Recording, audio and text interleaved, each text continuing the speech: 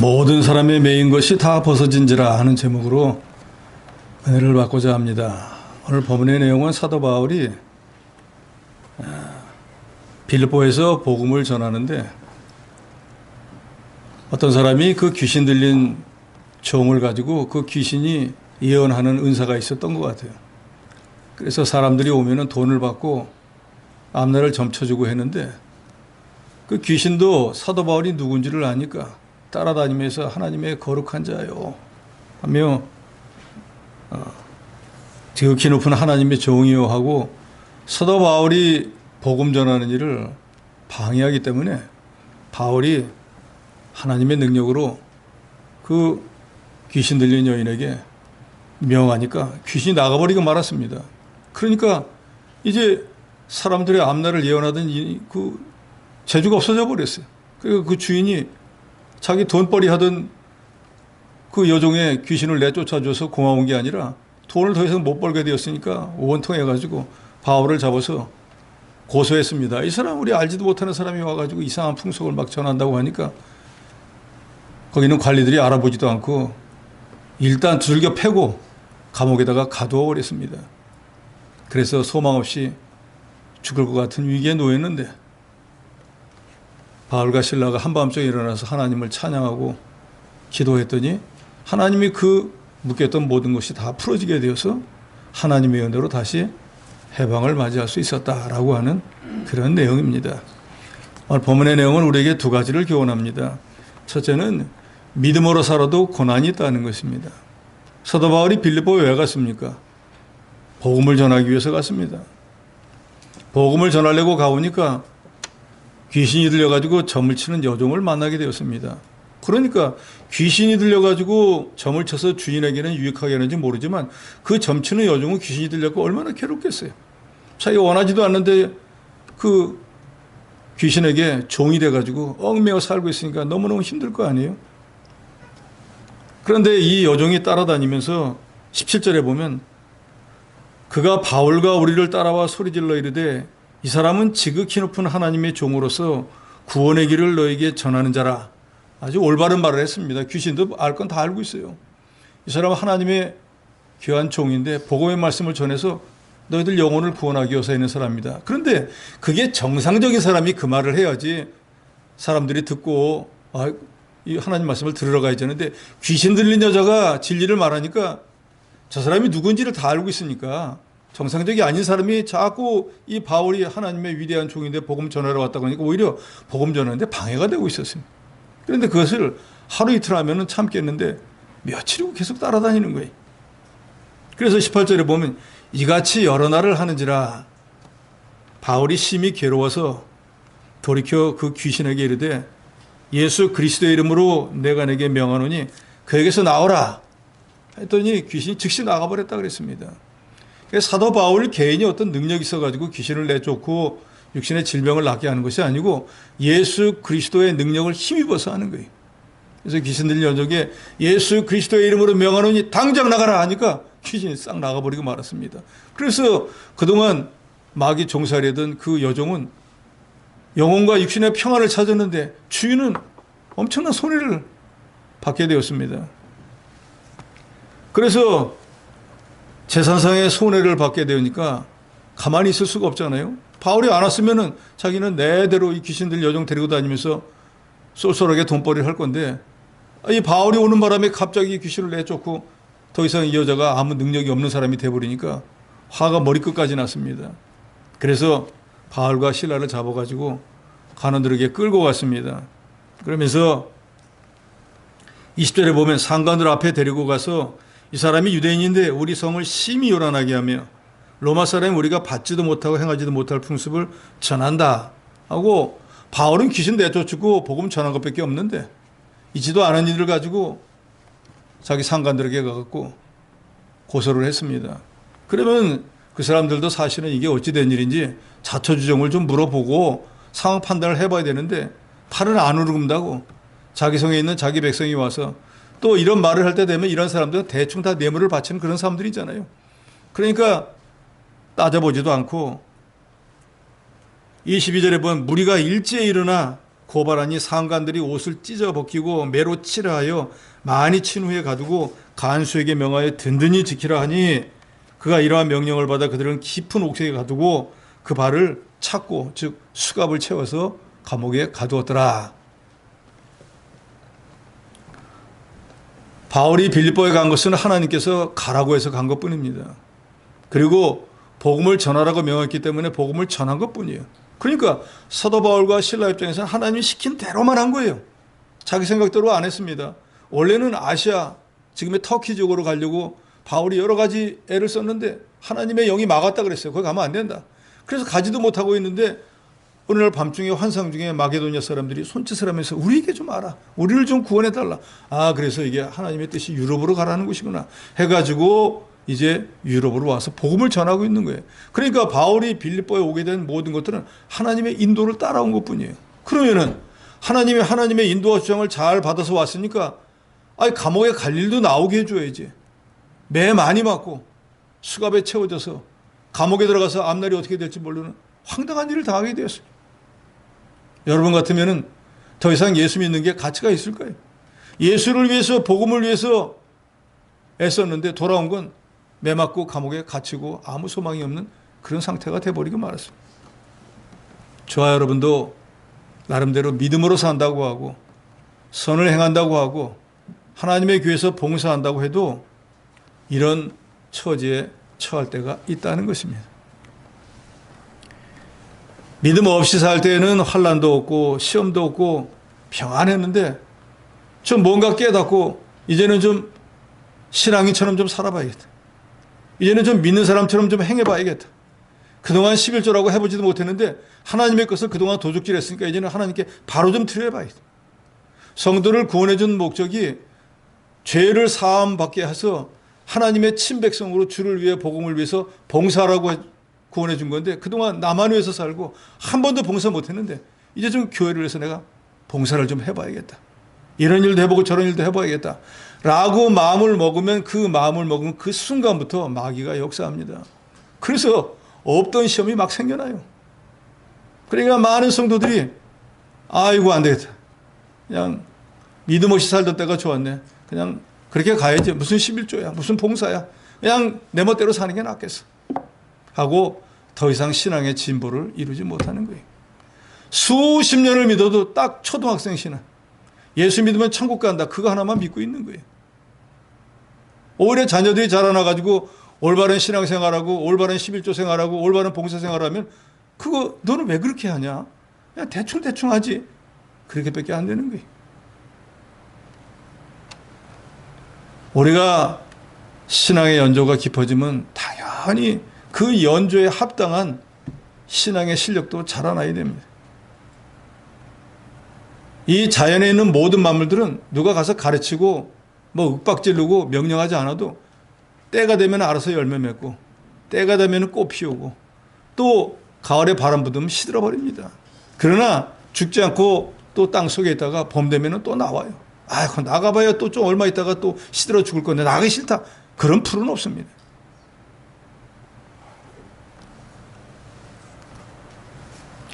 신앙 양심을 따라서 사도 바울과 같이 하나님의 인도와 주장을 받아 정말로 믿음으로 선을 행하고 살려고 하니까 왜 내가 이런 어려움을 당해야 되나? 왜 내가 이런 병에 들어야 되나? 내가 왜 이런 사고를 만나야 되나? 하나님 내가 뭘 잘못했습니까? 하고 항변할 수도 있습니다. 그래서 시편 73편에 보면 그 시편 기자도 그랬잖아요. 자기는 정말로 다른 사람이 어느 길을 가든지 하나님 말씀대로 살려고 무진 애를 썼습니다. 그런데 하나님은 이 시편 기자가 뭔가 좀 하나님을 떠나서 좀 악한 마음을 먹기만 하면 분초마다 징책을 했어요. 안 된다는 거예요. 마음만 먹어도 때려버리는 거예요. 그런데 시편 기자가 볼 때 자기보다 영 형편없는 믿음으로 거의 살지 않는데 예수 믿으면 천국 간다 그거 하나밖에 없고 불신자처럼 사는데도 그 사람은 자식도 잘 되고 돈벌이도 잘 되고 뭐 안 되는 게 없는 게 다 잘 되는 거예요. 그럼 나는 이게 뭡니까? 저는 다른 사람이 안 하는 봉사도 하고 저는 다른 사람이 안 하는 11조도 죽어라고 하고 저는 다른 사람이 안 하는 일까지도 이렇게 열심히 하는데 아무것도 안 하는 저 사람은 저렇게 잘 되는데 왜 저한테는 이렇게 매를 때리시고 저 사람들보다 더 어려운 삶을 살게 하십니까? 도저히 이해가 안 됐습니다. 그래서 시편 기자는 스스로 말했습니다.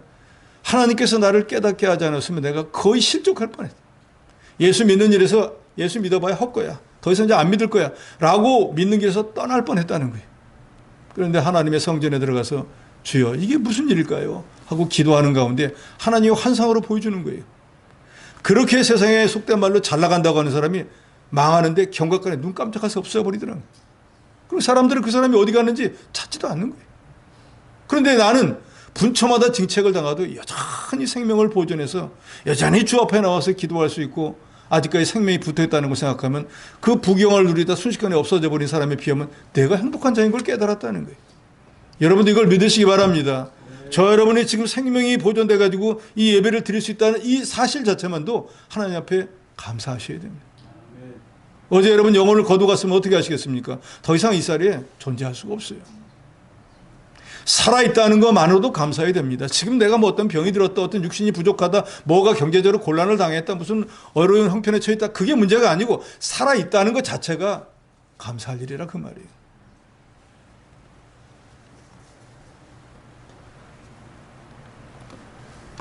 바울과 실라도 그렇지 않습니까? 하나님 말씀을 절대 순종해서 이 빌립보가 어디 붙어있는 동네인지도 모르는 데까지 배 타고 와서 복음을 전했는데 결과는 자신들이 생각한 거와는 전혀 다른 결과를, 또 바울이 그 귀신들 요정을 고쳐준 건 잘한 거잖아요.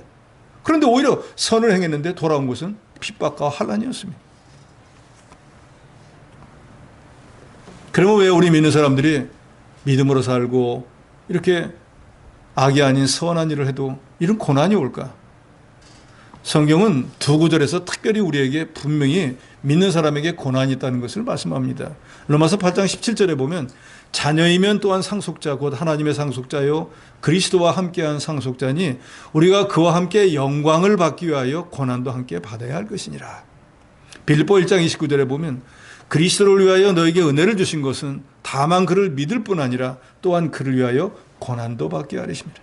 그러니까 우리가 예수 믿고 난 뒤에도 고난이 우리에게 있는 것은 장차 하나님 나라에 갔을 때 저도 여러분도 주를 위해서 고난받은 것만큼 하나님 영광에 동참하게 하기 위한 것이고, 또 나를 위해서 까닭없이 세상에 제일 중요한 게 자기 생명인데 나를 위해서 대신 죽으신 그 주님을 위해서 우리도 최소한 죽지는 않는다고 할지라도 주님을 위해서 고난은 당해야 되지 않겠어요? 그러니까 이 세상에 살아가는 동안에 저와 여러분 성도들도 주님이 우리 대신 고난당한 것만큼 우리도 고난당할 의무가 있다는 거예요. 그러니까 예수만 믿는다고 해서 천국 간다고 해서 그날로부터 모든 고난은 다 끝나고 모든 슬픈 일은 다 없어지고 육신의 질병도 싹 다 없어지고 그냥 복만 내리다지 받는다? 그건 착각입니다. 예수 믿어도 병들 거 다 들고 감기 들 거 다 들고 늙을 거 다 늙고 때 되면 가게 돼 있는 거예요. 다만 오늘 본문에 나오지만 아무리 인간적인 생각으로는 도저히 헤어나올 수 없는 환경에 빠진다고 할지라도 그것이 인본주의로 자기 욕심을 위해서가 아니라 주를 위해서 복음을 위해서 하나님 나라에서 선을 행하다가 이런 어려움을 당하면 분명히 하나님이 능력으로 구원해 주신다는 거예요. 이게 불신자와 우리가 다른 점인 거예요. 그러니까 우리가 선을 행하다가 낙심하지 말아야 되는 거예요. 아이고 이거 해봐야 무슨 소용이 있을까라고 생각하지 말고 하나님의 응답이 임할 때까지 끝까지 자기 일을 감당하면 되는 거예요. 주님의 은혜로 구원받아 하나님의 자녀가 된 우리 성도, 하나님의 자녀가 되었지 않습니까? 그러니까 우리를 위해서 대속의 죽음을 주신 우리 주님의 은혜를 늘 생각하고 할 수만 있으면 그 주님을 위한 고난을 우리가 기쁜 마음으로 받아야 됩니다. 그래서 베드로전서 4장 12절로 13절에 보면은 베드로는 그렇게 말하잖아요. 우리가 살다 보면은 선을 행하다 보면 고난이 오는데 그 이상하게 여기지 말라는 거예요. 사랑하는 자들아, 너희를 연단하려고 오는 불시험을 이상한 일 당하는 것 같이 이상히 여기지 말고 오히려 너희가 그리스도 고난에 참여하는 것으로 즐거워하라. 이는 그의 영광을 나타내실 때 너희도 즐거워하고 기뻐하게 하림이라. 이 말은 예수님이 하신 말씀이나 바울이 로마서에서 하는 말이나 또 이 베드로가 베드로전서에 똑같은 얘기예요. 우리의 고난 주시는 목적은 뭔가? 우리를 좀 하나님의 사람으로 만들어서 주의 일을 좀 자원해서 하고 그 일을 했으므로 주님이 다시 오실 때 내가 하나님 교회에서 이런 일을 했구나. 교회에서 이런 봉사를 했구나. 종을 이렇게 섬겼구나. 하고 주님의 칭찬과 상급을 받게 하기 위한 것이라. 그런 것이 아무것도 없이 세상에 있다가 간다고 하면 주님 오셨을 때 너는 뭘 했느냐라고 물으면은 저는 뭐 저만 위해 살았습니다. 나는 너를 위해 죽어줬는데 너는 나를 위해 산 것도 없고 교회를 위해 산 것도 없고 복음을 위해 산 것도 없고 그럼 내가 너를 구원해준 목적이 뭐냐라고 할 때 답답하지 않겠어요? 우리가 깨달아야 됩니다. 주님이 할 일이 없어서 우리 대신 죽어주신 게 아닙니다. 저와 여러분이 분명히 주와 복음과 하나님의 교회를 위해서 무언가를 할 수 있는 능력과 재능을 갖고 있는 걸 아시고 내 대신 죽어주시고 우리를 지체로 삼아주신 거예요. 그러니까 우리가 가지고 있는 시간이나 재능이나 물질이나 그게 무엇이 되었든지 주를 위해서 사용하다 하나님 앞에 가는 저 여러분이 돼야 됩니다. 하나님은 예레미야서가 3장 33절에 보면 우리 인생이 고생하고 근심하게 하는 것이 하나님의 본심이 아니라 그랬어요. 하나님의 본심은 뭐예요? 저도 여러분도 아주 귀에 못이 박히도록 많이 들었잖아요. 하나님이 우리에게 주시는 것은 유익하고 복되고 좋은 거 아니면 절대로 안 주셔요. 우리가 생각할 때 그게 시험이다, 환난이다 하는 것조차도 나중에 보면은 합력하여 선을 이루게 해줘요. 전화 이복이에요. 그런 시험이 없었으면, 그런 환난이 없었으면 내 믿음이 자라나지 않을 건데, 그런 시험을 내가 통과하지 않았으면 이런 복을 받지 못할 건데 하고 나중에 보면은 다 복되고 유익하고 좋은 것만 저에게 하나님이 주신다는 걸 여러분 분명히 믿으시기 바랍니다. 그렇기 때문에 우리가 예수 믿고 나는데 우리 성도들이 복된 자가 된 거예요. 존귀한 자가 되었다 그 말이에요. 왜요? 하나님이 이 모든 걸 주장하는데 하나님이 우리에게 유익하고 복되고 좋은 것만 주신다는 거예요. 우리가 생각건데 시험이고 우리가 생각할 때 환난이고 우리가 생각할 때 고난인 거지 하나님은 능력이 있는 자를 시험합니다. 그러잖아요? 능력이 있어야지 시험을 쳐가지고 몇 점이 되나 하고 떨어지면은 아 이거 안 되겠다 더 높은 점수를 받아야지 하고 그런 욕심을 내는 사람에게 시험을 하는 거지 빵점 맞는 걸 즐기는 사람에게는 시험 주지도 않습니다. 17세기 미국 최초의 청교도 여루시인이었던 브래드 스트리트는 이런 말을 했습니다. 만약 우리에게 겨울이 없다면 봄은 그토록 즐겁지 않을 것이다. 우리들이 이따금 고난을 맛보지 않는다면 성공은 그토록 환영을 받지 못할 것이다. 모든 것들이 성공이 되었든 겨울이 되었든 봄이 되었든 고난을 이기고 난 뒤에 그것이 가치가 있는 것이지 그런 것이 없이는 또 심지 않고 거두는 법은 세상에 없습니다. 우리 신자에게 불같은 시험이 있기 때문에 신앙이 연단이 되어지고 믿음이 자라나는 것이. 그래서 그 결과로 주의 일을 함으로 장차 주님 앞에 갔을 때 칭찬도 받고 상급도 받고 영광도 누리게 되는 것입니다. 그러니까 평안하고 잘 되는 것만 은혜고 복이 아니고 저와 복음을 위해서 하나님의 교회를 위해서 고난받는 것도 큰 은혜이고 복이라는 거 여러분 믿으시기 바랍니다. 더더욱이 우리 믿는 사람에게는 예수를 믿기 때문에 예수로 인한 고난이 있다는 거 여러분 분명히 아셔야 돼요. 요한복음 15장 18절로 19절에 보면 세상이 너희를 미워하면 이 말은 너희가 예수 믿는다고 불신자들에게 선한 행위를 하면 너희보다 먼저 나를 미워한 줄 알라. 너희가 세상에 속하였으면 세상이 자기의 것을 사랑할 것이나 너희는 세상에 속한 자가 아니요 도리어 내가 너희를 세상에서 택하였기 때문에 세상이 너희를 미워하느니라. 그 말은 우리가 예수의 것이 되었기 때문에 세상이 우리를 미워하는 거예요. 우리 원래 같은 종자였는데 왜 너는 천국 백성이 됐어? 우리 같이 지옥 가자고. 그 지옥 가는 사람을 천국 가는 사람이 됐으니까 자기들하고 다르니까 막 우리를 핍박하는 거예요. 같이 지옥 가자고. 그런데 우리가 어떻게 지옥을 갈 수 있어요? 우리는 못 가요. 그 사람들을 건져내야지 우리가 거기로 따라가면 안 된다 그 말이에요.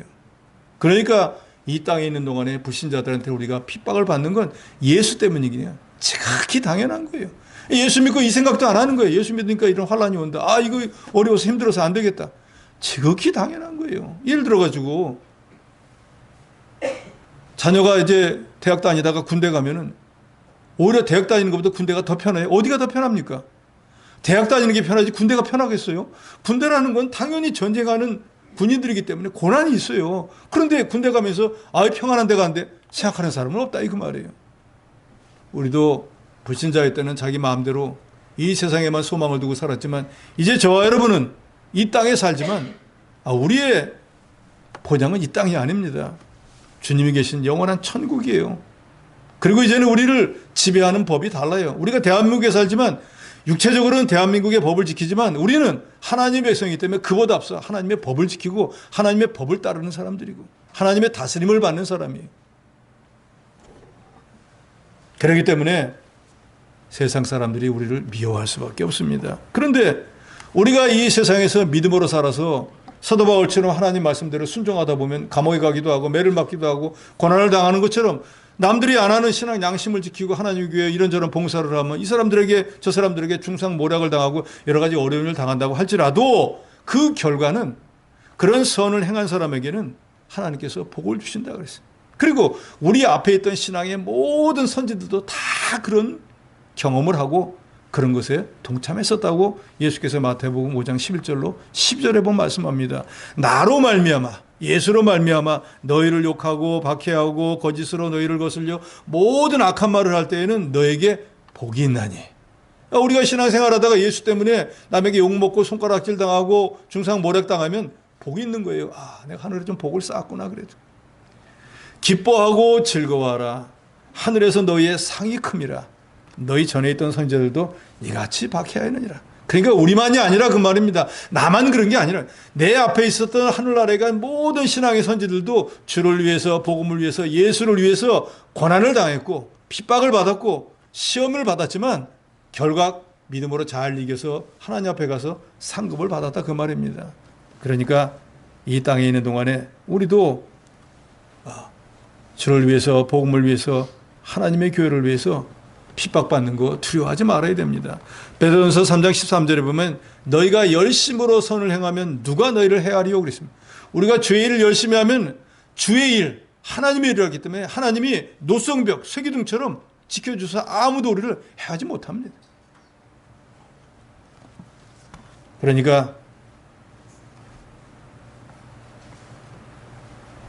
하나님의 일을 하다가 어려운 일 당했다고 할지라도 우리가 마땅히 우리에게 있어야 할 것이 왔다라고 생각을 하고 믿음으로 살아도 고난이 있다는 거 여러분 분명히 기억하시기 바랍니다. 둘째로는 기도와 찬송이 매인 것을 벗어지게 한다는 것입니다. 많이 맞고 억울하게 하나님 말씀 순종했는데 전혀 예상하지 않은 감옥에서 갇혀서 소망이 없게 되었습니다. 하나님, 예수 믿고 제가 말씀대로 순종해서 사는데 왜 이런 어려움을 주십니까? 제가 하나님 교회에서 이렇게 봉사 많이 한 거 다 아시잖아요. 제가 남들보다도 연보 많이 하려고 애쓴 거 아시잖아요. 근데 왜 제 병들게 합니까? 왜 이런 어려움을 주십니까? 할 수 있지 않습니까?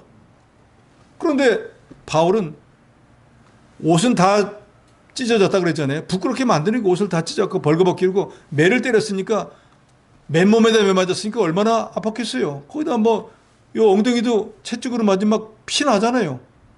감옥에 둘이 들어갔습니다. 얼마나 원통하겠어요. 주를 위해서 복음을 전하다가 소망 없는 자가 되어버렸지 않습니까? 그런데 이 바울과 실라는 하나님을 원망해야 정상인데 25절에 우리 보통 사람들과는 다릅니다. 25절을 같이 읽도록 합니다. 25절입니다. 시작. 한밤중에 바울과 실라가 기도하고 하나님을 찬송하며 죄수들이 듣더라. 어거스틴은 시편 148편 주석에서 찬송이란 곧 하나님을 찬양하는 노래이다. 만일 하나님 없이 다른 무엇을 찬양한다면 그것은 진정한 찬송이라고 말할 수 없다라고 했습니다.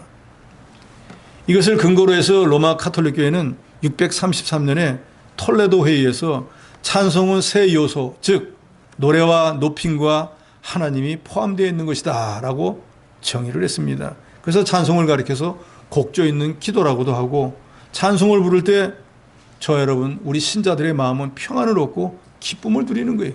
더더욱 이 찬송이라고 하는 것은 희한해요. 세상 노래도 여러분 유행가 앉은 자리에서 한 100곡 들어보세요. 똑같은 곡을 진저리가 나서 못 들어요. 그런데 찬송은 똑같은 것을 100분이 아니라 몇 시간을 들어도 전혀 이상하지가 않아요. 저 사무실에 앉아있을 때 올겐 연주하는 그 내용원이 은총 입어 있거든요. 한 3시간 똑같은 걸 계속 들어요. 우리 집사람이 그거 똑같은 걸 했거든요. 그런데 진저리가 안 난다 그 말이에요.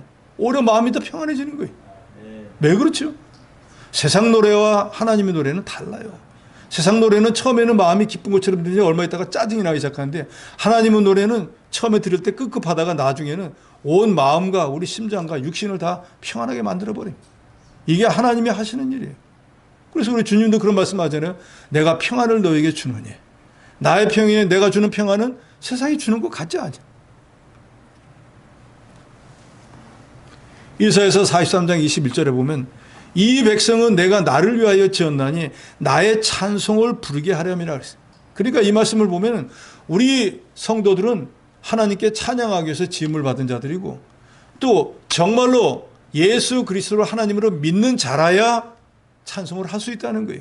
이 시간에 저와 여러분이 하나님을 찬양한다는 것은 우리가 분명히 하나님을 찬송하기 위해서 지음받은 자인 것이 분명하고 우리가 찬양할 수 있다는 걸 보니까 이 특권을 가지고 있는 것이 분명한 거예요.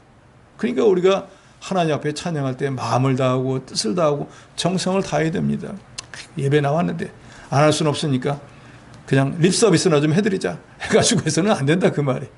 정말로 마음에서 우러나서 그냥 감사함으로 찬양을 좀 하셔야 돼요. 그래서 저는 어느 집회 가서도 찬양 소리가 크면 뭐 말씀 듣기도 전에 은혜가 되더라고요. 그런데 인도자는 죽기 살기 부르는데 그냥 입만 까딱까딱 하는 경우를 보면 너무너무 마음이 막 답답하더라고요. 우리가 정말로 구원의 은혜를 깨닫는다고 하면 찬양을 하지 않을 수가 없습니다. 아니 세상도 그렇잖아요. 자식이 예를 들어서 갑자기 서울대학교 붙었다. 그럼 무슨 노래가 나와요? 아, 자식 왜 서울대 붙었어? 하면 다니면서 막 원망을 합니까? 사람이 기쁘고 좋은 일이 있을 때는 무슨 노래를 부른다 그래요? 기쁘고 즐거운 일이 없어서 모르지요. 아, 콧노래가 절로 나온다 그러잖아요. 누가 당신 이 노래 한 것도 아닌데 자기 혼자 좋아가지고 막 콧소리를 흥흥거리고 다니는 사람들이 뭐 좋은 일 있어? 하고 물어보면 그때 얼른 자랑하잖아요.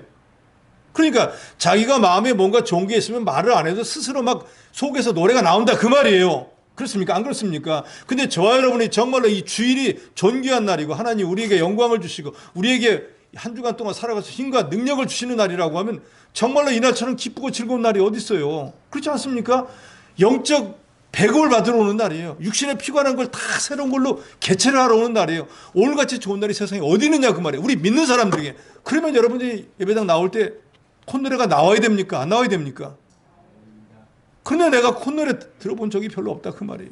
무슨 도살장에 끌려가는 양들처럼 마지못해 3층까지 엘리베이터도 없어서 힘들어 죽겠는데 한 주간 동안 믿음 없이 원망 불평으로 살았다고 할지라도 오늘 주일 아침에 여러분은 콧노래가 저절로 나오면서 기쁨으로 즐거움으로 3층까지 올라오셔야 돼요. 왜요? 모든 것을 다 오늘 완전히 풀로 배급받는 날이에요. 영혼부터 육신까지 모든 것 머리끝부터 발끝까지 깨끗하게 하나님이 새로 해주신다 그 말이에요. 이런 복이 세상에 어디 있습니까? 예수를 믿기 때문에 받을 수 있는 복이신 거예요. 여러분 정말로 믿으시기 바랍니다. 야 오늘 말 잘한다 하지 말고 정말로 오늘이 그런 날이에요.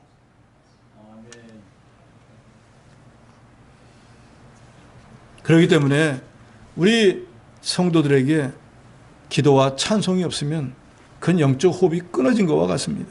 그러잖아요. 하나님과의 관계가 없으니까 하나님 나하고 무슨 상관이야. 그러니까 우리가 하나님을 찬양하기에 지음받은 존재인데 찬양을 안 하는 거예요. 나하고 상관없는데 왜 찬송을 하겠어. 그러나 우리가 정말로 하나님의 존재를 깨닫는다고 하면은 저절로 찬송이 나오지 않겠습니까?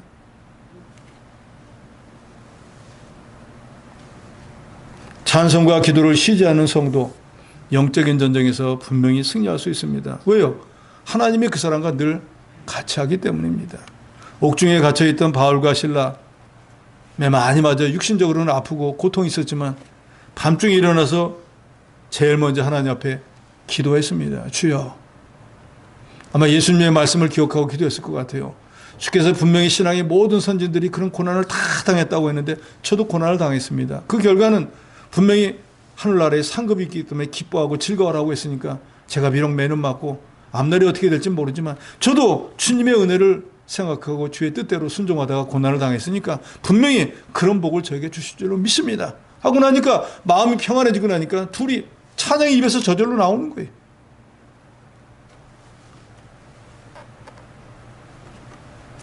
그런데 그 찬송 소리가 그저 입속에서 우물우물하고 자기 혼자 콧노래를 한 것이 아니라 그 입으로 목소리로 큰 소리로 내었기 때문에 한밤중에 그 감옥에 전체가 울려 퍼져가지고 여기 25절 하반절에 나오죠.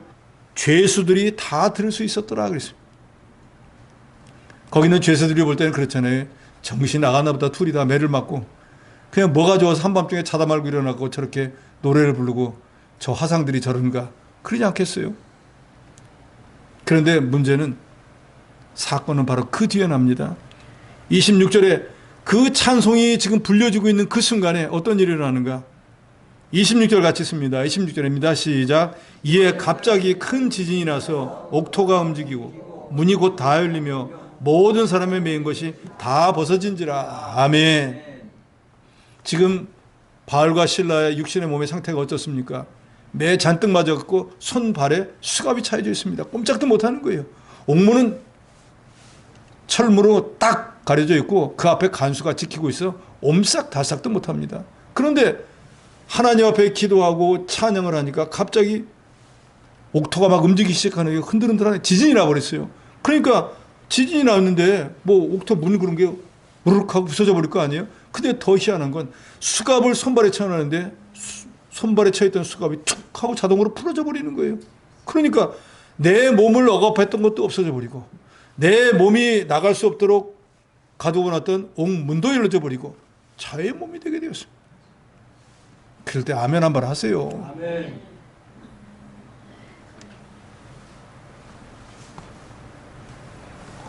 우리 기도는 하나님이 우리에게 주신 특권입니다.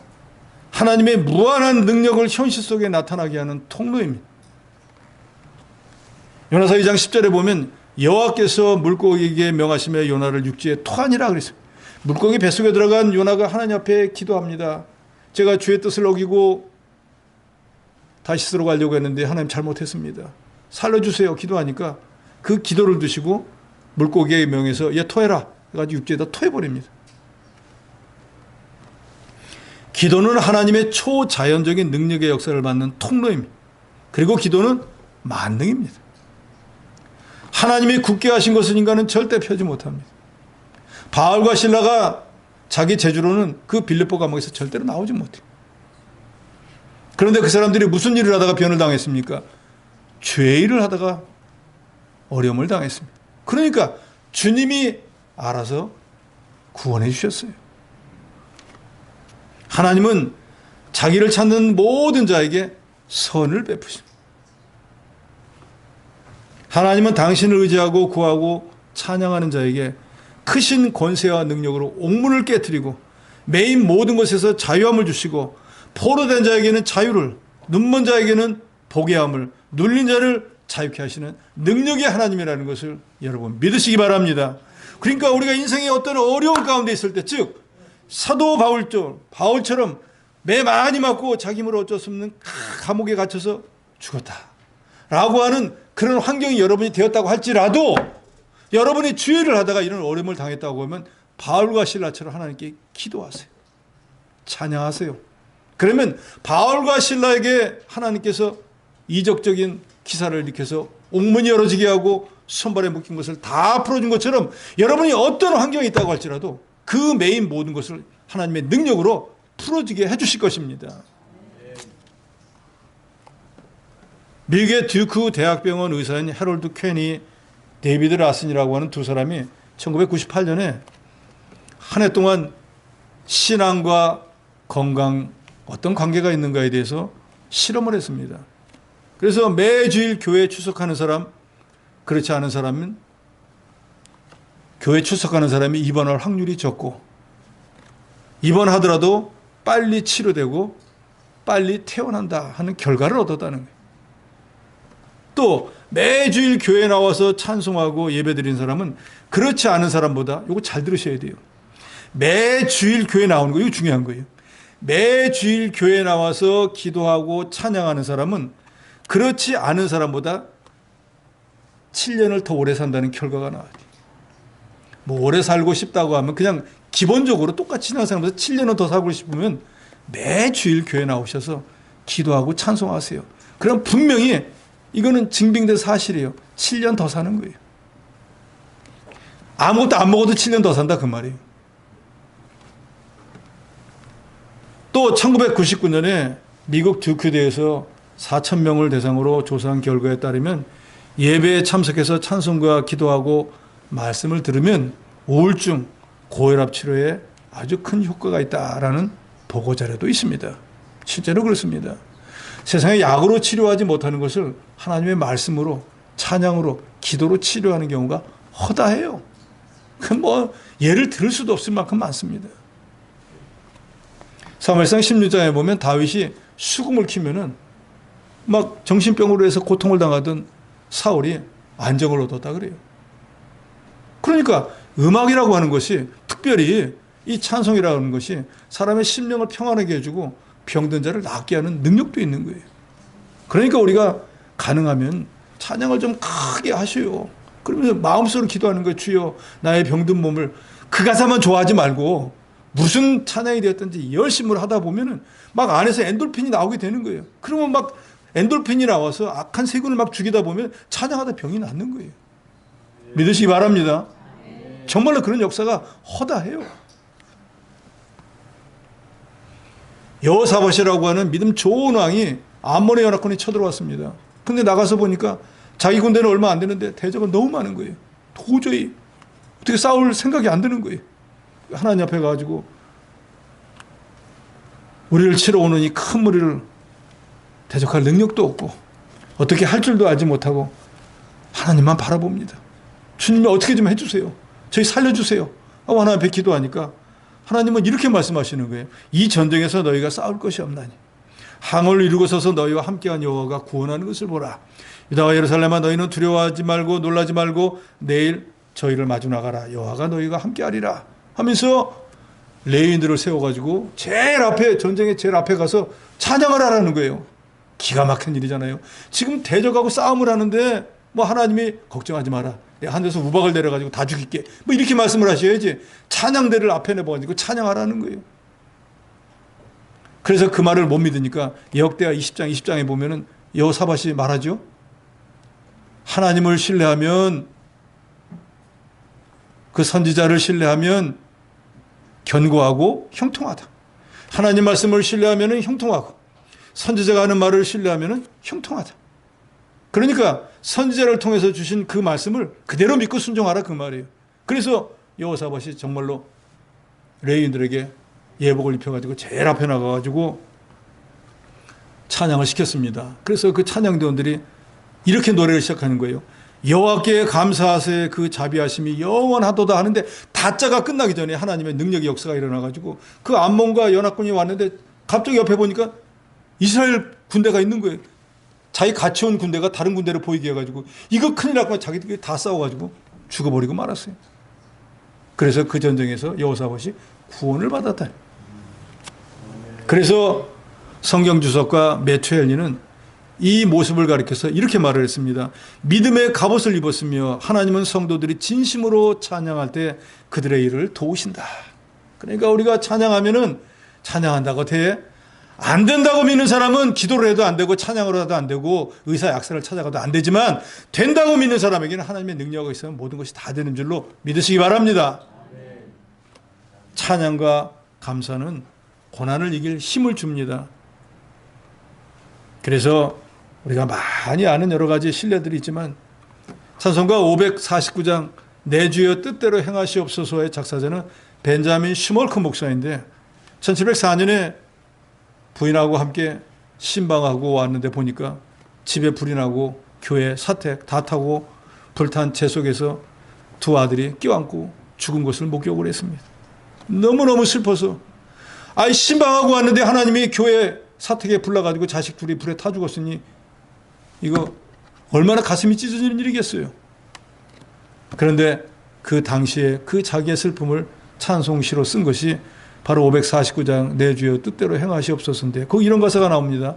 내 주여 뜻대로 행하시옵소서 큰 근심 중에도 낙심케 마소서 주님도 때로는 울기도 하셨네 날 주관하셔서 뜻대로 하소서 내 주여 뜻대로 행하시옵소서 내 모든 일을 다 주께 맡기고 저 천성 향해서 고요히 가리니 살든지 죽든지 뜻대로 하소서 하고 믿음으로 이 슬픔을 잘 이기고 이 슈멀츠 목사는 그 후에도 목회 열심으로 하다가 1703년에 과로로 쓰러져서 뇌졸중으로 자리에 누워 있었습니다.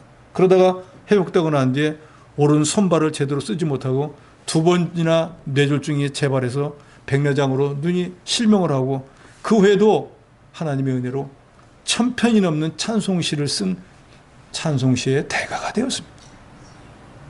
그때 자식을 죽이고 내가 얘 목사하면 뭐 할 거야 하고 관둬버렸다 그러면 그걸로 인생이 끝나버렸겠지만 죽든지 살든지 주의 뜻대로 하옵소서 하고 하나님의 뜻대로 찬송하는 삶을 살았더니 육신은 고난을 많이 당했는지 모르지만 세상 후대 사람들이 존경하는 믿음의 사람이 되었습니다. 어둡고 캄캄한 현실을 벗어날 수 있는 가장 좋은 방법은 하나님의 주권을 믿고 기도하고 감사와 찬양을 드리는 것입니다. 기도와 찬송이 메인 모든 것을 벗어지게 한다는 거 여러분 믿으시기 바랍니다. 결론입니다. 믿음으로 살아도 고난이 있습니다. 기도와 찬송이 메인 것을 벗어지게 한다는 거 여러분 믿으시고 어떤 어려운 일이 지금 닥쳐 있다고 할지라도 기도와 찬송으로 이 모든 것을 극복한 여러분이 되시기를 주의 이름으로 축원합니다.